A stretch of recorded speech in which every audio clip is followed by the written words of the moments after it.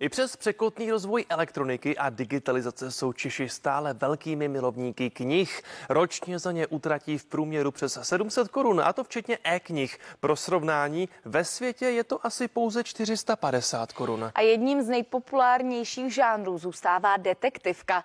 Jednu netradiční vám teď představíme. Jmenuje se Bestie v uniformě a je to kriminálka podle skutečného případu, ke kterému došlo ve 20. letech minulého století.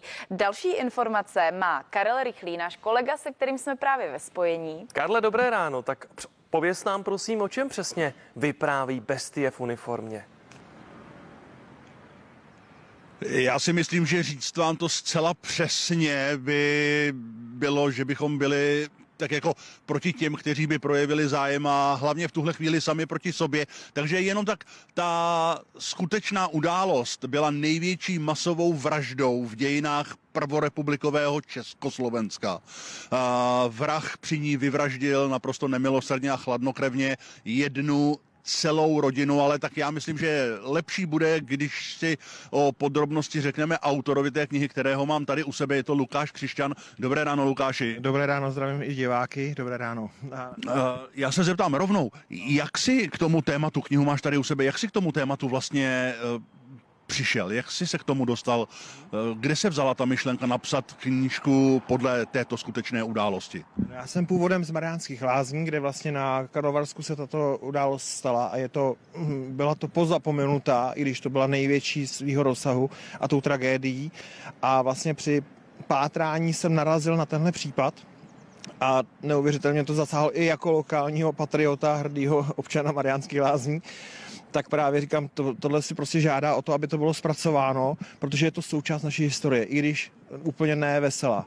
A začal jsem vlastně pátrat a od prvotního nápadu do dneška to je vlastně 8 let práce, kdy jsem hledal, i z toho 2 roky jsem hledal archiv. Já musím přiznat, jako mě poměrně zaujal ten způsob toho vyprávění, protože ty vlastně vyprávíš tu knížku přes ty dobové dokumenty, výpovědi a zápisy z četnických stanic, výpovědi lékařů, kteří popisovali zranění obětí a taky popisovali a charakterizovali stav toho pachatele a tak podobně.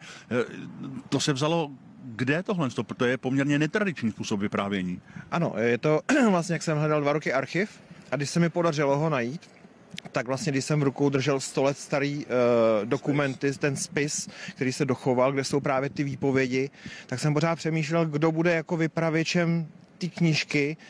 A nakonec jsem usoudil, že asi nejlepší bude prostě to, co jsem zažíval, když jsem měl v rukách ty reálné dokumenty, skoro 100 let staré, stalo se to v roce 1926, takže za 2 roky to bude 100 let.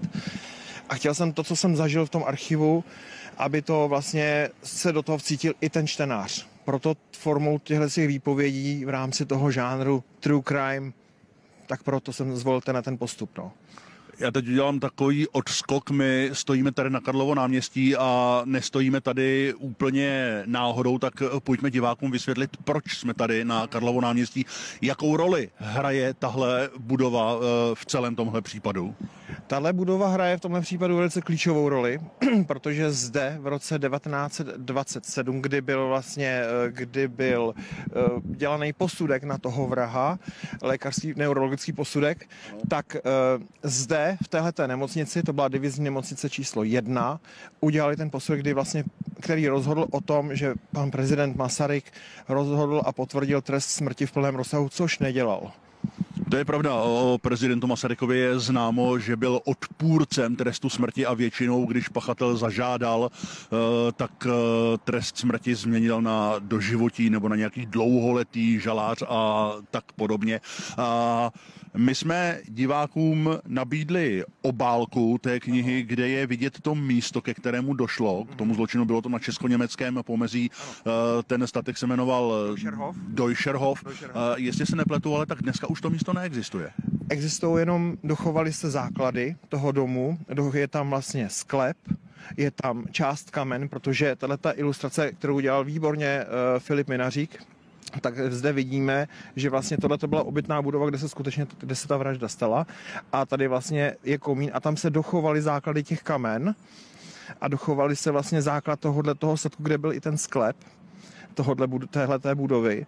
Takže je to místo, vlastně to byla u obce Horní Žitná, což dneska už není, protože v 50. letech ono to spadalo pod vojenský, tam byl vojenský prostor a oni to vlastně v 50. letech to zlikvidovali. Nebo mysleli si, že ale dochovali se tyhle ty základy, no, do dneška.